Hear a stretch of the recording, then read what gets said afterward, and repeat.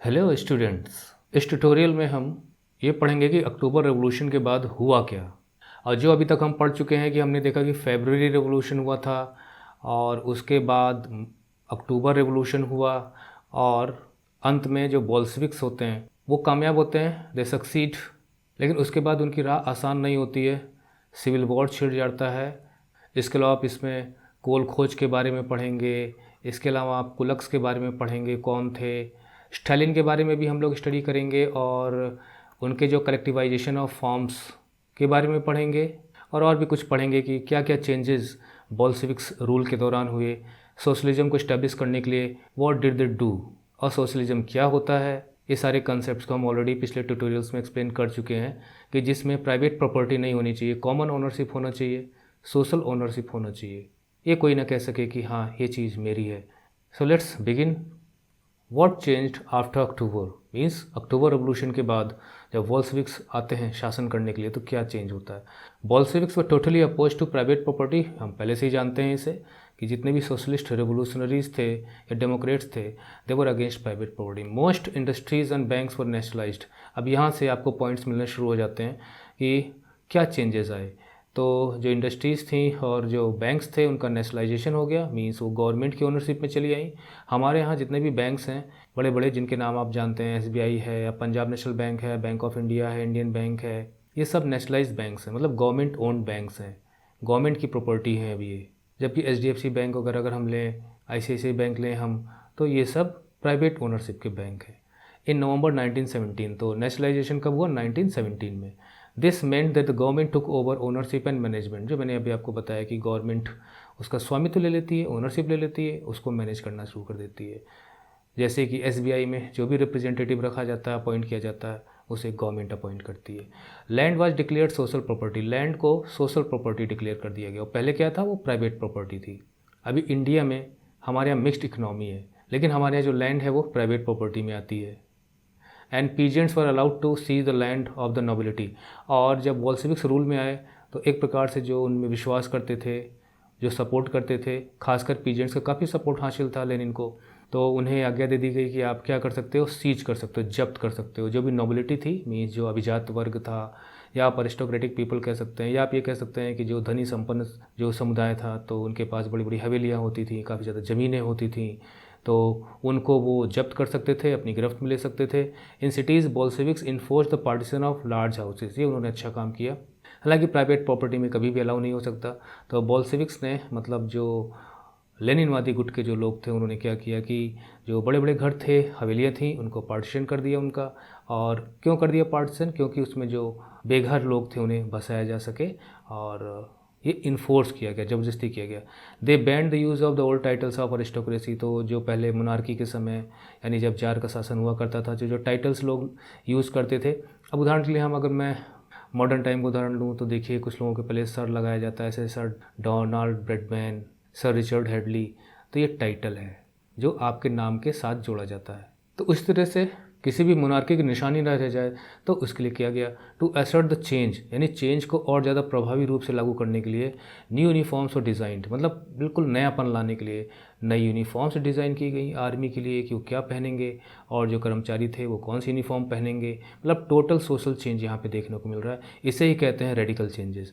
Following clothing competition, और इसके लिए क्लोथिंग कंपटीशन कराया गया। जैसे हमारे यहाँ, जैसे उदाहरण दूं मैं कि आज जो रेलवे का जो लोगो आप देखते हैं वो दरअसल, और जो आप रुपए का ये जो आप चिन्ह देखते हैं, सिंबल ऑफ इंडियन करेंसी, ये सब कंपटीशन के ज़रिए ही चूज़ किए गए हैं। तो उस समय भी कंपटीशन कराया गया 1918 में, और उस वक्त सोवियत हैट जो चुनी गई फेमस, वो थी बुदनोका। ये आपके लिए 1 मार्क का क्वेश्चन आ सकता है कि what was the Soviet hat called, तो बुदियोनोका इसे चुना गया। ये आप देखिए यहाँ पर इसने पहनी हुई है, a soldier wearing the Soviet hat, बुदियोनोका। The Bolshevik party was renamed, और देखिए रशियन कम्युनिस्ट पार्टी नाम रख दिया गया इसका, जो बोल्शेविक्स की पार्टी थी। इन नवंबर 1917, मैंने आपको बताया हुआ है कि बोल्शेविक्स, मेंशेविक्स और जो सोशलिस्ट रिवोल्यूशनरी पार्टी थी एक अलग से, उन सब के बारे में पिछले ट्यूटोरियल्स में। In November 1917 the Bolsheviks conducted the elections to the Constituent Assembly. तो अगर आपको कॉन्स्टिट्यूशन बनाना है तो एक कॉन्स्टिट्यूएंट असेंबली का गठन किया जाता है, और फिर वो कॉन्स्टिट्यूशन ड्राफ्ट करती है, फिर वो अडॉप्ट किया जाता है।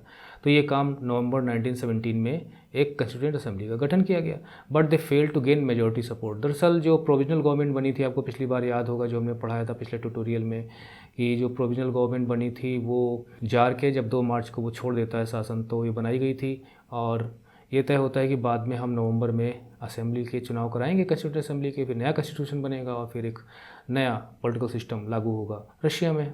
तो उसी को पूरा करने के लिए चुनाव कराया गया था, लेकिन यहाँ भी लेनिन ने थोड़ी बदमाशी की। इन जनवरी 1918 द असेंबली रिजेक्टेड बोल्शेविक्स। तो जनवरी 1918 में मतलब पहली बैठक में उसे नहीं चलने दिया गया और असेंबली ने जो बोल्शेविक्स के जो कदम थे जो उठा रहे थे उनको सपोर्ट उतना नहीं मिला, तो लेनिन ने असेंबली को ही भंग कर दिया कि भाई ये असेंबली ठीक नहीं है। और उन्होंने कहा कि the all India Russian Congress Soviet was more democratic, कि जो हमारी रूस भर की जो सोवियत की कांग्रेस है, जिसमें पूरे रूस के कोने कोने से सोवियत के रिप्रेजेंटेटिव्स हैं, वो ज़्यादा डेमोक्रेटिक है। क्यों? क्योंकि वो गांव देहात से आते हैं, उसमें वर्कर्स हैं, उसमें सोल्जर्स हैं, पेजेंट्री के भी रिप्रेजेंटेटिव उसमें मिल जाते हैं, तो असेंबली से ज़्यादा तो वही डेमोक्रेटिक है, तो भंग कर दी। और ये भी कहा कि इसका जो चुनाव हुआ है, यानी कि अभी अक्टूबर रेवोल्यूशन हुए हैं और अभी कंडीशन नॉर्मल नहीं है, तो ऐसी अनसर्टेन कंडीशन में अगर ये कॉन्स्टिट्यूएंट असेंबली चुनी गई है तो ये वायबल नहीं है और एक्सेप्टेबल नहीं है। इन मार्च 1918 डिस्पाइट अपोजिशन, मतलब अपोजिशन के बावजूद, विरोध किया लोगों ने, उसके बावजूद भी जो उनके पॉलिटिकल अलाइज थे जो सपोर्ट करते थे बोल्शेविक्स को, क्या किया उन्होंने, the Bolsheviks made peace with Germany. Germany के साथ उन्होंने एक ट्रीटी कर डाली, पीस ट्रीटी, और वो भी बहुत फेमस है ब्रेस्ट लिटॉव्स के नाम से। आपको याद होगा कि लेनिन ने कहा था कि ब्रेड, पीस एंड लैंड। तो पीस था, वॉर को हम कंटिन्यू नहीं करेंगे, विड्रॉ कर लेंगे, और इसको पब्लिक सपोर्ट भी कर रही थी। वो ट्रीटी कंक्लूड की गई और ये पीस ट्रीटी जो हुई थी ये सम्मानजनक नहीं थी। रशिया को युद्ध का हर्जाना भी भरना पड़ा, जिसे वॉर इंडेमनिटी भी कहते हैं, और कई इकोनॉमिक इम्पोर्टेंस के जो क्षेत्र थे, टेरिटरीज थी, वो जर्मनी के हवाले करनी पड़ी। तो इस ट्रीटी का सब लोगों ने सपोर्ट नहीं किया था। In the years that followed, आगे आने वाले वर्षों में क्या हुआ कि Bolsheviks became the only party to participate in the elections to the All Russian Congress of Soviets. तो जो All Russian Congress of Soviets का जो चुनाव होता था, मीन्स के जो डिफरेंट सोवियट्स उनके जो रिप्रेजेंटेटिव आते थे, उनमें ये वन पार्टी बन गई एक प्रकार से, और लेनिन यही चाहता था। इसे डिक्टेटरशिप ऑफ वन पार्टी कहा जाता है, which became the parliament of the country. और all Russian Congress of Soviets को ही पार्लियामेंट बना दिया गया कंट्री का। देखिए कॉन्स्टिट्यूएंट असेंबली जो थी उसे भंग कर दिया, और 1918 में चुनाव हुए भी तो all Russian Congress of Soviet के हुए, बाद में उसे पार्लियामेंट घोषित किया गया, और 1918 में कॉन्स्टिट्यूशन भी बनता है। Russia became a one party state, Russia एक वन पार्टी स्टेट बन जाता है, जैसे कि आज चाइना है। ट्रेड यूनियंस और केप्ट अंडर पार्टी कंट्रोल, और जहाँ पे वन पार्टी रूल होता है वहाँ पे एक प्रकार से डिक्टेटरशिप जैसी स्थितियाँ होती हैं, काफ़ी ज़्यादा सेंसरशिप्स होती हैं, कंट्रोल्स होते हैं, और सेंट्रल एडमिनिस्ट्रेशन या सेंट्रलाइज्ड एडमिनिस्ट्रेशन देखने को मिलता है। तो वही हुआ यहाँ पे। ट्रेड यूनियंस थी, उन्हें पार्टी कंट्रोल में ला दिया गया। जितनी भी ट्रेड यूनियंस थी, ट्रेड यूनियंस जो होती हैं वो व्यापारिक संगठन होते हैं जो वर्कर्स की बात करते हैं, उनके राइट्स की बात करते हैं। The secret police called the चेका, और इसके अलावा सीक्रेट पुलिस वर्क कर रही थी उस वक्त, जो सेंट्रल जो इंटेलिजेंस एजेंसीज थी, जिसमें स्पाइस शामिल थे, जासूस शामिल थे। तो सबसे पहले चेका है, उसके बाद फिर OGPU, फिर NKVD।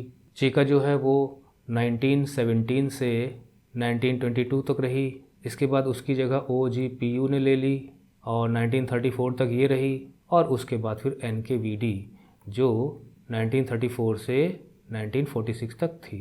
और काफ़ी ज़्यादा फेमस है यहाँ पे KGB, लेकिन वो भी जब USSR ख़त्म हो जाता है तो 1991 में वो भी ख़त्म हो जाती है। एनीवे, इन सब का सहारा लिया गया, और इन्होंने क्या किया, पनिश दो जो क्रिटिसाइज द बोल्शेविक्स। बोल्शेविक्स की जो भी आलोचना करता था, क्रिटिसाइज करता था, उसे पनिश करना। पनिश करने का मतलब ये है कि काफ़ी ज़्यादा मतलब लोग शिकार हुए, उनके मारे भी गए, पकड़े भी गए, जेल में डाले गए।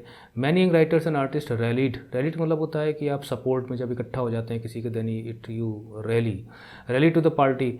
तो काफ़ी ज़्यादा यंग राइटर्स थे, वो सपोर्ट करते थे पार्टी का, बोल्शेविक्स का, क्योंकि ये सोशलिज्म की बात करती थी, जिसमें सोशल ओनरशिप की बात होती थी, अच्छी आइडियोलॉजी थी, और चेंज की बात करते थे, यानी मोनार्की के खिलाफ थे, प्राइवेट प्रॉपर्टी के खिलाफ थे। लेकिन अक्टूबर 1917 रेवोल्यूशन के बाद this led to experiments in the arts and architecture. तो आर्ट्स में, आर्किटेक्चर में चेंजेस आने शुरू हुए कि अक्टूबर रेवोल्यूशन के बाद कुछ नए ढंग के लिटरेचर्स शुरू हो गए। तो but many became disillusioned because of the censorship in the party encouraged. इसका मतलब ये काफ़ी लोगों का तो मोह भंग हो गया एक प्रकार से, मतलब कि हम कुछ समझते थे और कुछ निकले, इसे कहते हैं डिसइल्यूजनमेंट इस सेंसरशिप के कारण पार्टी में। सेंसरशिप का मतलब होता है जब आदमियों को खुलकर बोलने की आज़ादी नहीं दी जाती, then it is called censorship. चाहे वो बोलने की आज़ादी हो, चाहे वो छपने की आज़ादी हो, मीडिया में क्या आएगा क्या नहीं आएगा वो सरकार के हिसाब से होना चाहिए। चाइना आज इसका बहुत ही बड़ा उदाहरण है। द सिविल वॉर, जैसे मैंने आपको बताया था कि सिविल वॉर शुरू हो जाता है, बहुत आसान नहीं थी लेनिन की राह अक्टूबर रेवोल्यूशन के बाद। When the Bolsheviks ordered land redistribution, जब लैंड रीडिस्ट्रीब्यूशन मतलब कि ज़मीन का वितरण दोबारा होगा, सबको ज़मीन दी जाएगी और उनसे छीनी जाएगी जिनके पास ज़्यादा ज़मीन है, तो रशियन आर्मी जिसमें काफ़ी सैनिक पेजेंट्री को बिलोंग करते थे, किसानों के घरों से आते थे, तो उनमें एक टूट पड़ गई, यानी सैनिक वापस आना चाहते थे। सोल्जर्स मोस्टली पीजेंट्स, वो सोल्जर्स जो जनरली किसानों के बेटे थे, wish to go home for redistribution and deserted, तो उन्होंने सोचा कि भाई जाना पड़ेगा और जो लैंड रीडिस्ट्रीब्यूशन है उसमें अपने हिस्से में क्या आता है उसको देखना पड़ेगा, और डिजर्टेड, और उन्होंने सेना छोड़ दी। और सब युद्ध के दौरान की बातें हैं। इससे भी रशियन आर्मी पे बहुत ज़्यादा फ़र्क पड़ा जो मोर्चों पे लड़ रही थी। नॉन बॉल्शेविक सोशलिस्ट, अब यहाँ पे देखिए नॉन बॉल्शेविक, तो यहाँ पे आपको दो ग्रुप बनाने पड़ेंगे। एक हो जाएगा बॉल्शेविक्स का जो कि लेनिन के नेतृत्व में थे, और दूसरी तरफ कई लोग हो जाएंगे। अगर आपको सिविल वॉर स्टडी करना है तो इसमें जो मोनार्किस्ट भी थे, मतलब जो राजा था उसके समर्थक थे। राजा के बारे में मैंने आपको पहले ही बताया हुआ है कि जुलाई में 1918 में पूरे परिवार की हत्या कर दी जाती है, नौकरों को भी मार दिया जाता है, जिससे कि ये जिंदा रहेंगे तो कहीं ना कहीं एक इंस्पिरेशन का काम करते रहेंगे मोनार्किस्ट का, क्योंकि काफ़ी ज़्यादा लॉयल भी थे इनके, जो मरने मिटने के लिए तैयार थे। तो ऐसे भी लोग थे, कुछ मिलिटरिस्ट थे, लीडर्स थे, क्योंकि सेना तो पूरी तरह से बहुत बड़ी सेना थी जो मैंने पहले आपको बताया था, तो उनके जो रिटायर्ड थे या जो बोल्शेविक्स के विरोधी थे वो सब लोग जगह जगह। और आपको याद रखना है कि अक्टूबर रेवोल्यूशन के बाद पूरे रशिया पर बोल्शेविक्स का कब्जा नहीं था, कई जगह लोगों ने अपने स्वतंत्र ऑटोनोमस टेरिटरीज़ बना ली थी और वो वहाँ से लड़ रहे थे। तो बहुत ही कई टेरिटरीज़ में डिवाइडेड था उस वक्त रशिया, अलग अलग लोगों के हाथ में था। तो मिलिटरिस्ट भी थे और उसके अलावा जो अदर सोशलिस्ट रिवोल्यूशनरीज थे जिसमें फॉरेन पावर से सपोर्ट मिलता था, जैसे कि अमेरिका है और फ्रांस है, ब्रिटेन है, तो ये सभी सपोर्ट करते थे क्योंकि ये लोग कम्युनिस्ट विरोधी थे। वो किसी भी हालत में सोशलिज्म को आगे बढ़ते देखना नहीं चाहते थे क्योंकि ये कैपिटलिस्ट कंट्रीज़ थी, तो वो इन सब को सपोर्ट करी थी। इन सब को आप अलग नाम दे सकते हैं, आप ये कह सकते हैं कि वाइट्स, और नहीं तो इसमें बुक में हम देखते हैं क्या नाम दिया गया है। तो इनके बीच में ये जो गृह युद्ध था शुरू हो गया था। गृह युद्ध यानी सिविल वॉर हम उसे कहते हैं जो एक ही कंट्री में सरकार के खिलाफ जब हथियारबंद लड़ाइयाँ शुरू हो जाती हैं, then it is called civil war. मतलब देश और दूसरे देश के बीच में ये वॉर नहीं होता, एक ही देश के बीच अंदर होता है। श्रीलंका यहाँ पे एक बहुत ही बड़ा उदाहरण है इसका। और जो दो देशों के बीच में होता है वो युद्ध होता है, एक ही देश के अंदर जो इस प्रकार से लड़ाइयाँ होती हैं वो सिविल वॉर। तो नॉन बोल्शेविक सोशलिस्ट थे, लिबरल्स थे, ऑटोक्रेसी के सपोर्टर्स थे, मतलब जो मोनार्की को दोबारा लाना चाहते थे। उन्होंने बोल्शेविक्स के जो अपराइजिंग्स थी, मतलब रेवोल्यूशन को उन्होंने क्रिटिसाइज़ भी किया था, उनके कदमों को वो मानते नहीं थे।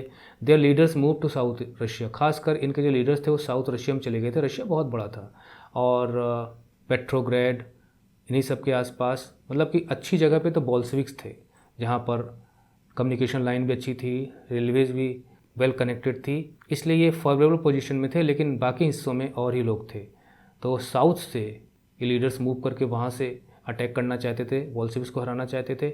इन्होंने ट्रूप्स ऑर्गेनाइज़ की और बोल्शेविक्स के खिलाफ लड़ना शुरू किया। इनको आप रेड कह सकते हो, इनकी आर्मी रेड आर्मी थी ड्यूरिंग 1918-19। और ये वॉर लगभग 1917 में शुरू हो गया था, लेकिन 1918 से लेके और 1922 तक माना जाता है। तो ड्यूरिंग 1918-1919 द ग्रीन्स, देखिए यहाँ पिक्चर में आ गए ग्रीन्स, तो सोशलिस्ट रिवोल्यूशनरीज़ को आप थोड़ा सा अलग कर लीजिए। सोशलिस्ट रिवोल्यूशनरीज़ ये हो गए ग्रीन, और इसके अलावा बाकी को आप मान लीजिए वाइट, ये रेड, ये ग्रीन्स। लेकिन सब बोल्शेविक्स के खिलाफ लड़ रहे थे, सबके अपने अपने एम थे, अपने अपने गोल थे, कोई कोऑर्डिनेशन नहीं था इनके बीच में। जबकि इनका लीडर लेनिन था, इनका कोई एक लीडर नहीं था, ये भी इनके असफल होने की वजह थी। एंड वाइट्स प्रो जारिस्ट, तो जो मोनार्किस्ट हो गए और उसमें जो मिलिटरिस्ट हो गए, ये सब आप समझ लीजिए कि प्रो जारिस्ट हो गए, वाइट्स हो गए, और ये जो सोशलिस्ट रिवोल्यूशनरीज ग्रीन्स हो गए। और जो प्रो जारिस्ट थे they control most of the Russian empire, Russian empire में ज़्यादातर इन्हीं का हिस्सा था। दे वर backed by the French, American, British, Japanese, ये सब अपनी तरह से इनकी मदद भी कर रहे थे, ट्रूप्स भी भेजते थे, पैसे से भी मदद करते थे और वॉर तो चल ही रहा था। All those forces who were worried at the growth of socialism Russia, तो ये मैंने आपको पहले बताया था कि सोशलिज्म को आगे बढ़ाना नहीं देते चलना चाहते थे, तो इसलिए वो इनको सपोर्ट कर रहे थे कि बोल्शेविक्स हार जाए। As this troops and the Bolsheviks fought a civil war, जब ये सिविल वॉर चल रहा था तो उस वक्त बड़ी तबाही थी, एक प्रकार से ब्लडी संघर्ष था ये। तो लूटना, डकैती और फूड शॉर्टेज के कारण जो अकाल पड़ जाता था, ये सब नॉर्मल चीज़ें थी, कॉमन बातें हो गई थी उस वक्त। यानी रशिया अभी भी बहुत ही अच्छी कंडीशन में नहीं है, अभी पीस रशिया में नहीं है, लोग परेशानी है। Supporters of private property among whites took hard steps. अब देखिए, जो प्रो जारिस्ट थे, मोनार्किस्ट थे, जो प्राइवेट प्रॉपर्टी को सपोर्ट करते थे, सोशलिज्म को विरोध करते थे, तो उन लोगों ने क्या किया कि उन्होंने हार्ड स्टेप्स, बहुत ही कठोर कदम उठाने शुरू किए किसानों के खिलाफ। हु हैड सीज्ड लैंड, तो उन्होंने भाई उनको, उनके पास हथियार भी थे, उनको मौका मिल गया था क्योंकि बोल्शेविक से वो लड़ रहे थे और अच्छी पोजीशन में थे, तो उन्होंने जहाँ जहाँ किसानों ने लैंड जब्त कर ली थी, अब उनके खिलाफ कार्रवाई शुरू कर दी।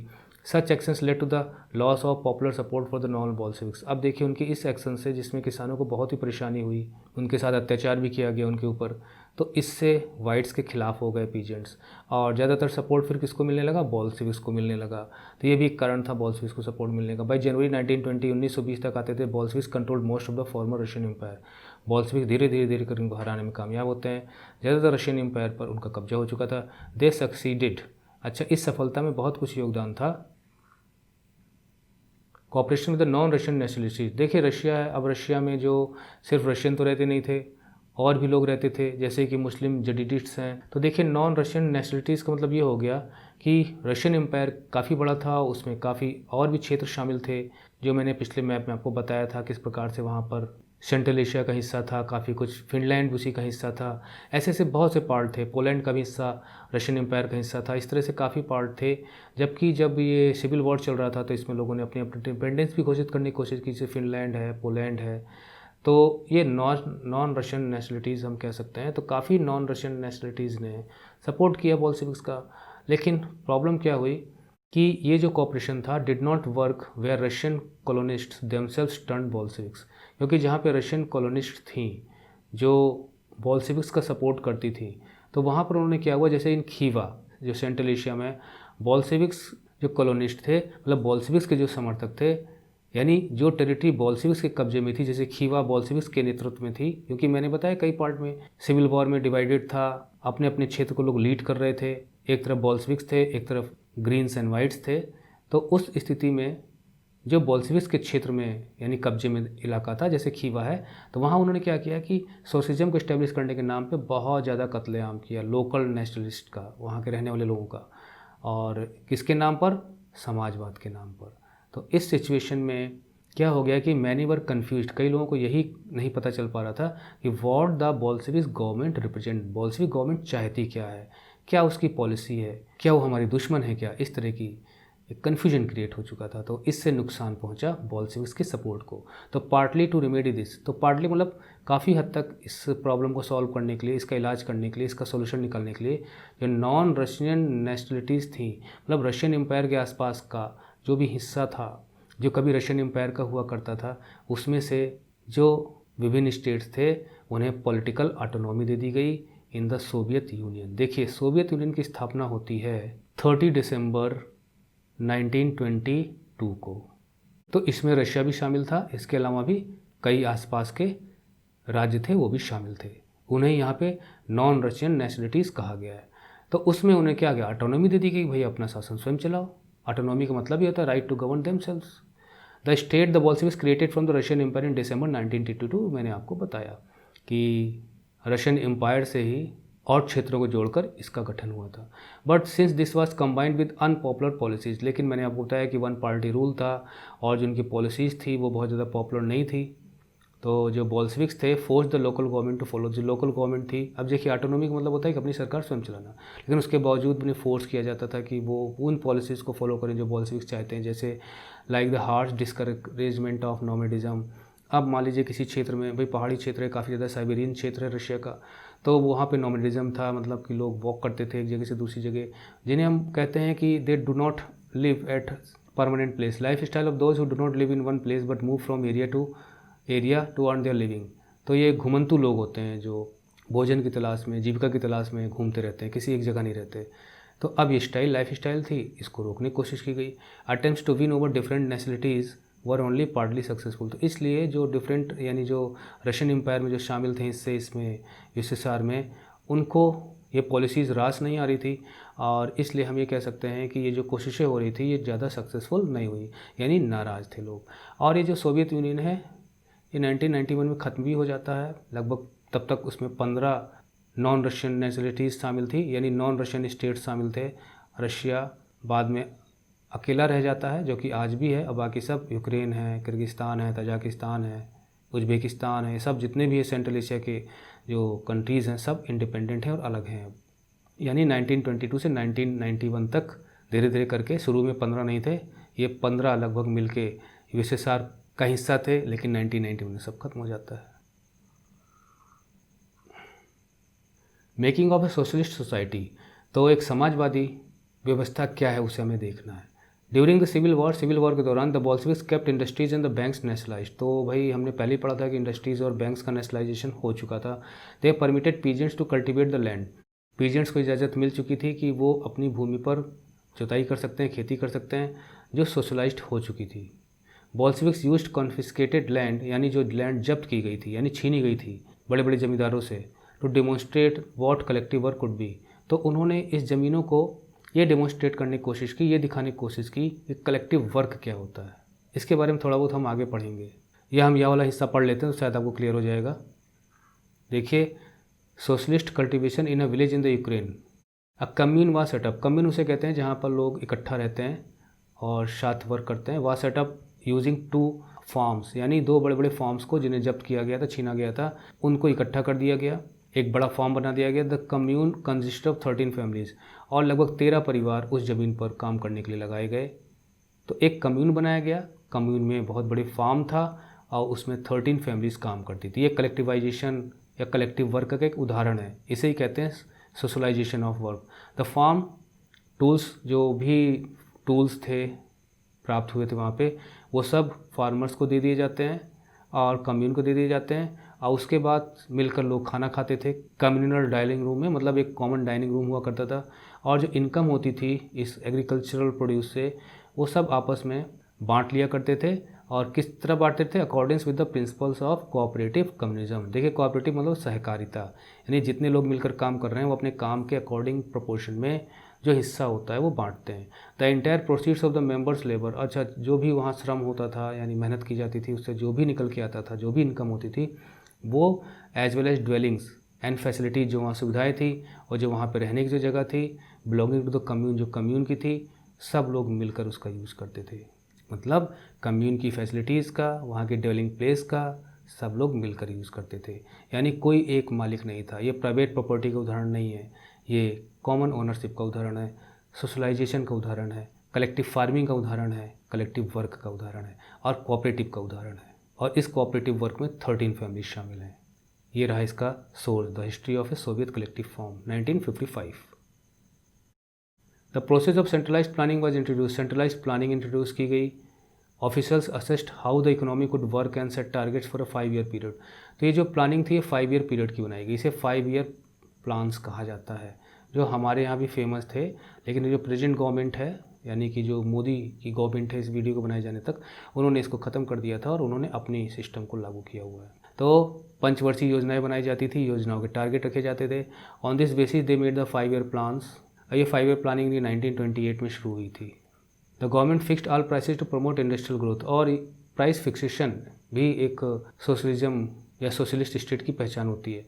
तो इंडस्ट्रियल ग्रोथ को बढ़ाए रखने के लिए गवर्नमेंट ने प्राइसेस फिक्स किए, पहले 2 प्लान के लिए, मतलब 5 एंड 10 ईयर्स के लिए, यानी 1927 से 1932 और 1933 से 1938। Centralise planning led to economic growth. अब इससे क्या फ़ायदा हुआ? इकोनॉमिक ग्रोथ हुई। और याद रखिए कि जो प्लानिंग थी वो पूरी गवर्नमेंट इन्वेस्टमेंट के जरिए होती थी, क्योंकि एक सोशलिस्ट स्टेट में ज़्यादातर चीज़ें गवर्नमेंट ओनरशिप की होती हैं, प्राइवेट ओनरशिप में नहीं होती। यानी बैंकिंग है, ट्रांसपोर्ट है, रेलवेज़ है। अब जैसे हमारे यहाँ जो रेलवेज़ है वो गवर्नमेंट ओनरशिप में है, काफ़ी बैंक हमारे गवर्नमेंट ओनरशिप में है, हमारे यहाँ सड़कें भी हैं जो गवर्नमेंट के द्वारा बनाई गई हैं। तो हमारे यहाँ मिक्स्ड इकनॉमी है, हमारे यहाँ सोशलिस्ट इकनॉमी भी है, हमारे यहाँ प्राइवेट इकनॉमी भी है, यानी हमारे यहाँ लोग भी मालिक हैं चीज़ों के और सरकार भी है। इंडस्ट्रियल प्रोडक्शन इंक्रीज्ड बाई 100%, और लगभग इंडस्ट्रियल प्रोडक्शन 100% बढ़ गया। 100% को आप जानते हैं कि जितना उत्पादन होता है तो डबल हो गया। In the case of oil है, कोल है, स्टील है। New factory cities came into being, और फैक्ट्री की वजह से नई सिटीज़ भी अस्तित्व में आई, नए नए शहर भी बने। However rapid construction led to poor working condition, लेकिन अब जब फैक्ट्री है, प्रोडक्शन डबल हो रहा है, तो उसमें जो काम करने वाले लोग थे उनकी कंडीशन कैसी थी? नहीं, उनकी कंडीशन बहुत अच्छी नहीं थी, पुअर कंडीशन में वर्क करना पड़ता था। इन द सिटी ऑफ, जैसे यहाँ पे लिखा गया सिटी ऑफ मैग्नीटोगोस्क, अब यहाँ पर construction of A steel plant, steel plant था तो 3 साल में बना तैयार कर दिया गया। इसका मतलब ये कि रातों दिन काम हुआ होगा। वर्कर्स लिव्ड हार्ड लाइफ, जो वर्कर्स थे, मजदूर वर्ग था, उनकी कठिन जीवन था। And the result was 550 स्टॉपेजेज of work in the first year alone, इसकी वजह से लगभग पहले ही साल में लगभग 550 बार वर्क रोका गया। इन लिविंग क्वार्टर्स, यानी जहाँ पे लोग रहते थे, यानी मकान, क्वार्टर्स मतलब इन द विंटर टाइम, ठंडी के समय में, 40 डिग्री बिलो, यानी 40 डिग्री के नीचे तापमान। अब people had to climb down from the 4th floor, अब जैसे लोग 4थे फ्लोर पे रहते हैं तो उन्हें क्या करना पड़ता था? डैश अक्रॉस द स्ट्रीट, उन्हें सड़कों पर आना पड़ता था to go to the toilet. इसका मतलब ये कि टॉयलेट नीचे बना हुआ था और कंबाइंड था, लोग उसका यूज़ करते थे। और रशिया में सर्दी बहुत ज़्यादा पड़ती है, तो ये सब हार्श लाइफ का एक उदाहरण दिया गया, जिसकी वजह से कभी कभी काम नहीं हो पाता था। N extended schooling system developed, अब काफ़ी ज़्यादा इन्वेस्टमेंट स्कूलिंग व्यवस्था में किया था रशिया ने, तो स्कूलिंग सिस्टम में काफ़ी ज़्यादा इन्वेस्टमेंट किया गया, उसको डेवलप किया गया। Arrangements were made for factory workers के लिए अरेंजमेंट किया गया। पीजेंट्स के लिए अरेंजमेंट किया गया कि वो ज़्यादा से ज़्यादा एजुकेशन लें, यूनिवर्सिटीज़ में एंट्रेंस मिले उनको। क्रेसेस वर establish in factories for the children, मतलब जहाँ पर महिलाएं काम करने जाती हैं, चिल्ड्रन ऑफ वीमेन वर्कर्स, तो अपने बच्चों को कहाँ छोड़ेंगी, वहाँ पे छोड़ देंगी और काम करने के बाद लौटते वक्त अपने बच्चों को ले लेंगी। Cheap public health care facilities यहाँ पे इस्टेब्लिश की गई। अब जैसे इंडिया में क्या है कि सरकारी अस्पताल बहुत ज़्यादा हैं, प्राइवेट भी हैं, सरकारी भी हैं, तो गवर्नमेंट ओनरशिप वहाँ पे सबसे ज़्यादा थी। मॉडल लिविंग क्वार्टर्स, इसके अलावा लिविंग क्वार्टर्स बनाए गए वर्कर्स के लिए, वो भी मॉडल लिविंग क्वार्टर्स, मतलब 2-2 कमरे का हो या एक कमरे का, जो भी हो, सबको मकान दिया जाएगा। The effect of all this was uneven, लेकिन सुनने में तो बहुत अच्छा लगता है, लेकिन ये भी अनइवन था, मतलब कहीं पर ये सुविधाएँ ज़्यादा थी, कहीं पे कम थी, कहीं पे नहीं थी।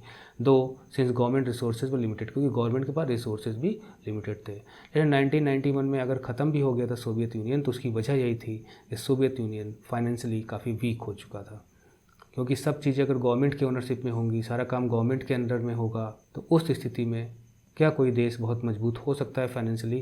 तो रशिया ने साबित किया कि नहीं, प्राइवेट प्रॉपर्टी का होना भी बहुत ज़्यादा ज़रूरी है। बड़ी बड़ी कंपनियों के मालिक, जैसे हमारे यहाँ टाटाज़ हैं, बिरलाज हैं, अंबानीज़ हैं, ये सब प्राइवेट प्रॉपर्टी ओनरशिप इनके हाथ में है, लेकिन उसके बावजूद भी कितना कंट्रीब्यूट करते हैं इकोनॉमी में। और वहीं आप गवर्नमेंट स्कूल्स देख लीजिए, प्राइमरी में कितने बच्चे जाते हैं, टीचर्स को तनख्वाह बड़ी बड़ी मिलती है। वहीं प्राइवेट स्कूल में देख लीजिए, कम तनख्वाह मिलती है, टीचर्स को उतनी अच्छी नहीं मिलती, उसके बावजूद भी वो मेहनत करते हैं, पढ़ाते हैं और ज़्यादा बच्चे वहाँ पढ़ने आते हैं। कोई भी प्राइमरी में बच्चों को जल्दी भेजना नहीं चाहता है। तो ये फ़र्क होता है प्राइवेट ओनरशिप और गवर्नमेंट ओनरशिप में, लेकिन फिर भी गवर्नमेंट ओनरशिप पब्लिक वेलफेयर में होती है और वो होनी चाहिए। ये देखिए यहाँ पे factories came to be seen as symbol of socialism, जो फैक्ट्रीज़ हैं उन्हें सोशलिज्म का सिंबल माना जाता था। क्यों? क्योंकि socialism stands for the peasantry and the workers, mostly workers, और इसमें वर्कर्स ही काम करते थे। सोशलिज्म वर्कर्स के लिए ही होता है और इन वर्कर्स के मेहनत से वर्क होता था। ये जो धुआं निकल रहा है, इसके लिए यहाँ लिखा गया, the poster state the smoke from the chimney is the breathing of Soviet Russia.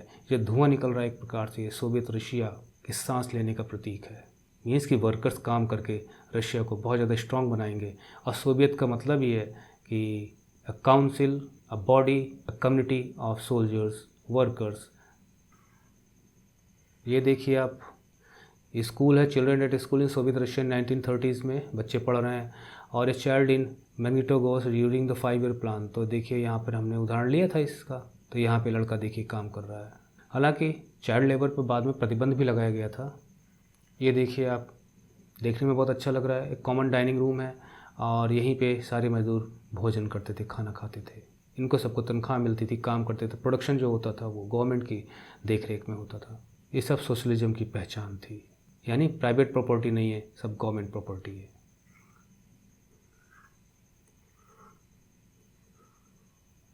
इसके बाद हमें स्टालिनिज्म के बारे में पढ़ना है, यानी स्टालिन का जो शासन था, काफ़ी समय तक शासन किया, लगभग 1924 से लेके 1953 तक। इनका शासनकाल एक प्रकार से कहा जाए तो स्टालिन की डिक्टेटरशिप का था।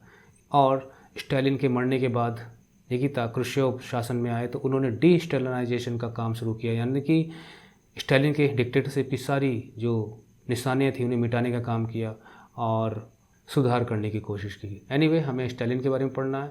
ये लेनिन के साथ ही थे और लेनिन की मौत के बाद इन्होंने बाकी सबको इधर उधर करते हुए ट्रोट्स्की जो कि बहुत इंपॉर्टेंट लीडर था उसको भी यहाँ वहाँ कर दिया और अपने वर्चस्व को स्थापित करते हुए लेनिन के उत्तराधिकारी बने। The period of the early plant economy, मतलब प्लांट इकोनॉमी के बारे में ऑलरेडी पढ़ चुके हैं। वह link to the disaster of the collectivisation of agriculture. हाँ, कलेक्टिवाइजेशन ऑफ एग्रीकल्चर पे डिबेट होती थी कि और इसका विरोध भी काफ़ी ज़्यादा होता था क्योंकि जिन किसानों से ज़मीनें ली जाती थी वो देना नहीं चाहते थे काफ़ी किसान।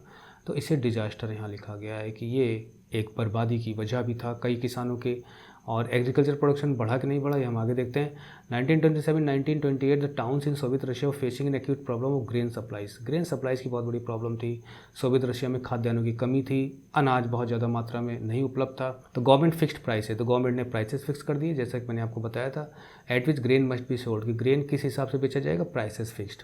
But the peasants refuse to sell, तो पीजेंट्स ने क्या किया, उन्होंने कहा हम बेचेंगे नहीं ग्रेन को, गवर्नमेंट बायर्स को हम बेचेंगे नहीं। और आज भी हमारे यहाँ भी इंडिया में भी गवर्नमेंट बाई करती है, वो चावल भी खरीदती है, वो गेहूं भी खरीदती है और बाद में उसे वो राशन कार्ड पर इशू करती है लोगों को।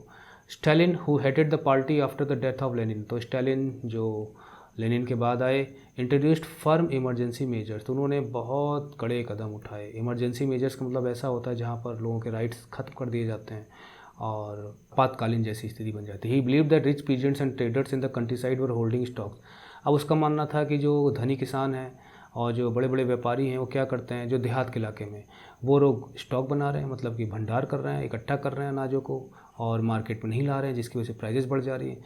इन the hope of higher prices, कि जब और ज़्यादा बढ़ जाएंगी तो हम निकाल के बेचेंगे उनको, इसीलिए होल्डिंग होती है। Speculation had to be stopped and supplies confiscated. जैसे कॉन्फिस्केटेड मतलब जब्त कर लेना, अपनी गिरफ्त में ले लेना।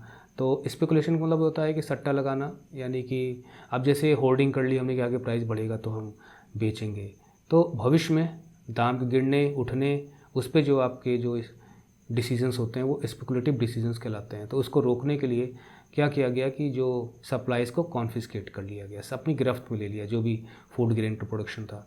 इन 1928 party members tour the grain producing areas. आप देखिए 1928 में जो पार्टी के मेंबर्स थे, देखिए स्टालिन के फर्म कंट्रोल था पार्टी पर। हालांकि लेनिन ने अपने समय में अंतिम समय में भांप लिया था स्टालिन क्या कर सकता है, लेकिन लेनिन उनको रोक नहीं पाए थे।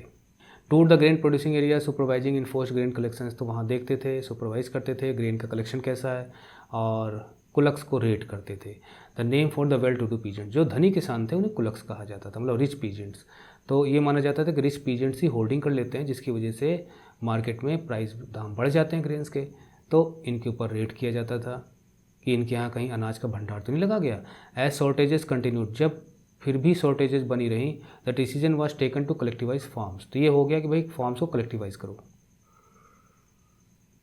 It was argued that grain shortages were partly due to the small size of holdings. अब ये बात बनी कि भाई जो शॉर्टेजेस है फूड ग्रेन की, उसकी वजह ये है कि जो लोगों के पास छोटी छोटी जोतें हैं, मतलब छोटी छोटी जो ज़मीन के टुकड़े हैं, इन्हें हम लैंड होल्डिंग्स कहते हैं, स्मॉल साइज लैंड होल्डिंग्स। तो उन पे खेती करने से क्या है कि मार्केट के लिए सप्लाई के लिए ग्रेन उत्पन्न नहीं हो पाता, लोग अपने पेट को भरने तक ही अनाज का उत्पादन कर पाते हैं, तो ये ठीक नहीं है। इनको सबको इकट्ठा करना चाहिए, बड़ी बड़ी भूमि में बड़े बड़े फार्म को कन्वर्ट करना चाहिए। After 1917 land had been given over to peasants. देखिए 1917 के बाद जब लेनिन अक्टूबर रेवोल्यूशन के बाद जब रूल में आया था तो उसने क्या किया था, पीजेंट्स को ज़मीन दे दी थी। The small size peasant farms could not be modernised, तो जो स्मॉल साइज पीजेंट थे, मतलब लेनिन के समय में इन्हें ज़मीनें मिल गई थी, वो अपने पे खेती बाड़ी करते थे। अब इस पे स्टालिन की नज़र थी कि जो स्मॉल साइज पीजेंट फार्म्स हैं उनको मॉडर्नाइज़ करना बहुत मुश्किल काम है, मतलब कि उन पे मॉडर्न मशीनरी का यूज़ नहीं किया जा सकता छोटे छोटे किसानों के ज़मीनों पर। टू डेवलप मॉडर्न फार्म्स बनाने के लिए run them along industrial lines, जैसे इंडस्ट्रीज चलती हैं प्रोडक्शन करती हैं उसी प्रकार से उद्योग के तौर पर हमें खेती करनी पड़ेगी और प्रोडक्शन लेना पड़ेगा इस विचारधारा के साथ, और मशीनरी का यूज़ करना पड़ेगा। इसके लिए क्या करना पड़ेगा, it was necessary to eliminate कुलक्स को पहली बात हटाओ, जो रिच पीजेंट से उन्हें दूर करो। टेक अवे लैंड, उनकी भूमि को ले लो पीजेंट से, and establish state control large farms. तो अब स्टालिन ने क्या किया, कलेक्टिवाइजेशन ऑफ फार्म्स या लैंड्स, बहुत बड़े बड़े फार्म्स बनाने की शुरुआत हुई। और वहाँ हमने पढ़ा था कम्यून के बारे में, जैसे कम्यून इस्टेब्लिश कर देना। What followed was स्टालिन्स collectivisation programme, तो आखिर क्या हुआ आगे। From 1929 the party forced all peasants to cultivate in collective farms. तो क्या हो गया कि पार्टी जब ज़मीन जब्त कर लेती थी और किसानों को कहती थी जिनसे ज़मीनें ली गई थी कि अब आप आओ, जैसे मान लीजिए कि ये ज़मीन का टुकड़ा है, ज़मीन का टुकड़ा, ज़मीन का सब इकट्ठा करके एक बन गया।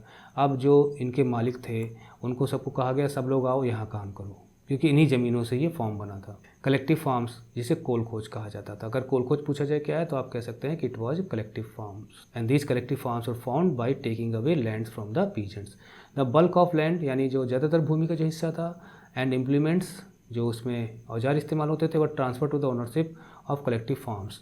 तो वो सब कलेक्टिव फार्म्स के हवाले कर दिया जाता था। वही कलेक्टिव फार्म्स में काम करने वाले जो किसान हैं वो इनका यूज़ करेंगे। पीजेंट्स वर्कड ऑन लैंड, किसान काम करते थे एंड द कोल खोज प्रॉफिट वाज शेयर्ड, और जो भी प्रॉफिट मिलता था इसमें से वो आपस में शेयर हो जाता था। In rest peasants registered the authorities. अब देखिए काफ़ी किसान नहीं देना चाहते थे अपनी ज़मीन, तो अब वो कहाँ बचने वाले थे। मैंने बताया ना कि स्टालिन बहुत ही तानाशाही रवैया का आदमी था, तो जो अधिकारी वहाँ जाते थे उनका विरोध करते थे and destroyed the live stock. तो क्या करते थे गुस्से में कि भैया वो रोके नहीं रुकेगा, हमारी ज़मीन जाएगी, तो अपने जानवरों को वो ख़त्म कर देते थे और जो भी इम्प्लीमेंट्स हैं तोड़ फोड़ देते थे। इस तरह की हरकतें करते थे। बिटवीन 1929-1931 बीच में से रोका भी गया था, लेकिन स्टालिन नहीं माना। उसने फिर ज़बरदस्ती फोर्स कर कलेक्टिवाइजेशन का काम चालू कराया। 1929-1931 के बीच number of cattle fail by 1/3। ये क्योंकि लाइव स्टॉक को ख़त्म कर देना, जो जानवर हैं जो पाले जाते उन्हें ख़त्म कर देना, तो लगभग 1/3 रह गई। मतलब 3 जानवरों में हैं तो 2 खत्म हो गए, 1 रह गए। दोज हु रजिस्टर्ड कलेक्टिवाइजेशन, जो इसका विरोध करते थे कलेक्टिवाइजेशन का, उन्हें बहुत तगड़ी सज़ा दी जाती थी। कई लोगों को देश निकाला दे दिया जाता था, कुछ लोगों को यहाँ वहाँ भेज दिया जाता था एज दे रजिस्टर्ड कलेक्टिवाइजेशन, जब वो उसका विरोध करते थे। Peasants argued that they were not rich.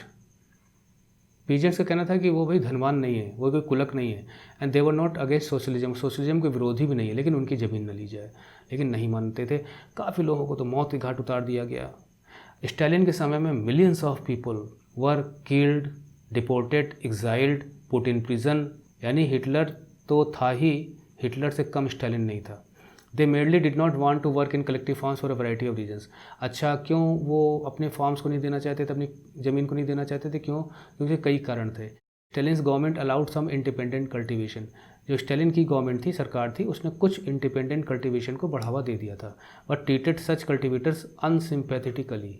तो स्टालिन ने कहीं कहीं इस तरह की, सरकार ने इजाज़त दी थी कि भाई ठीक है आप इंडिपेंडेंट कल्टिवेशन कर सकते हो, लेकिन उनके साथ वो बहुत ही बुरा व्यवहार करते थे, कोई भी दया मर्सी नहीं दिखाते थे। इन स्पाइट ऑफ कलेक्टिवाइजेशन के बावजूद भी production did not increase, production नहीं बढ़ा, तुरंत तो नहीं बढ़ा, बल्कि बैड हार्वेस्ट 1930-1933 के बीच में देखने को मिले। और इसी बीच रशिया में बहुत बड़ा अकाल, डिवेस्टेटिंग मतलब बर्बादी लाने वाला अकाल पड़ा सोवियत की हिस्ट्री में, जिसमें 4 मिलियन यानी कि लगभग 40 लाख मर गए। अब ये देखिए कलेक्टिवाइजेशन ऑफ फॉर्म यहाँ पे सक्सेसफुल नहीं हुआ शुरू में। देखिए यहाँ पे औरतें खड़ी हैं, peasant women being gathered to work in the large collective farms. देखिए कलेक्टिव फॉर्म्स, कभी इनकी ज़मीनें रही होंगी, इनकी ज़मीनें लेकर एक फॉर्म बनाया गया। इतने बड़े बड़े फॉर्म होते थे कि जहाँ पर स्प्रे करने के लिए एरोप्लेन्स का यूज़ किया जाता था। ये सब कुछ जो कलर्ड पोर्शन में दिया गया, इसे आप खुद पढ़िए। Many within the party criticise the confusion in industrial production under the plant economy. तो प्लांट इकोनॉमी यानी कि जो 5 ईयर प्लान्स बनाए जाते थे, उसके तहत जो भी काम चल रहा था उससे कन्फ्यूजन जो क्रिएट हो रहा था उसकी आलोचना हो रही थी, वो भी इंडस्ट्रियल प्रोडक्शन में। अब ये कन्फ्यूजन क्या था ये तो यहाँ नहीं दिया गया है, लेकिन कंसिक्वेंसेज ऑफ द कलेक्टिवाइजेशन का जो परिणाम निकल के आ रहा था, किसान नाराज़ थे, ज़बरदस्ती काम किया जा रहा था, तो इसका विरोध भी कर रहे थे। लेकिन स्टालिन कभी भी अपने विरोधियों को बर्दाश्त नहीं करता था, वो उन्हें या तो ख़त्म करा देता था, उनसे छुटकारा पा लेता था। स्टालिन एंड हिज सिंपैथाइजर्स, तो स्टालिन और उससे सिंपैथी रखने वाले लोग charge these critics with conspiracy. तो इन लोगों पर यह आरोप लगाया कि भाई आप लोग षड्यंत्र कर रहे हो सरकार के खिलाफ और सोशलिज्म के खिलाफ। Accusations were made through out the country, और पूरे देश में यानी रशिया में सब खोजबीन की गई कि कौन से लोग हैं जो क्रिटिसाइज़ करते हैं। और लगभग 1939 तक लगभग 2 million were in prison, 2 million से ज़्यादा तो प्रिजन में डाल दिए गए, लेबर कैंप्स में डाल दिए गए। Many were innocent of the crimes, कुछ लोगों ने कोई क्राइम नहीं किया था, निर्दोष थे फिर भी, but no one spoke for them, लेकिन कोई भी उनके लिए बोलने वाला नहीं था। किलिंग भी काफ़ी लोगों की हुई, मतलब many were killed. A large number were force to make false confessions, मतलब कई लोगों को तो मजबूर किया गया। कन्फेशंस मतलब होता है अपनी गलती को स्वीकार करना, फॉल्स मतलब झूठी।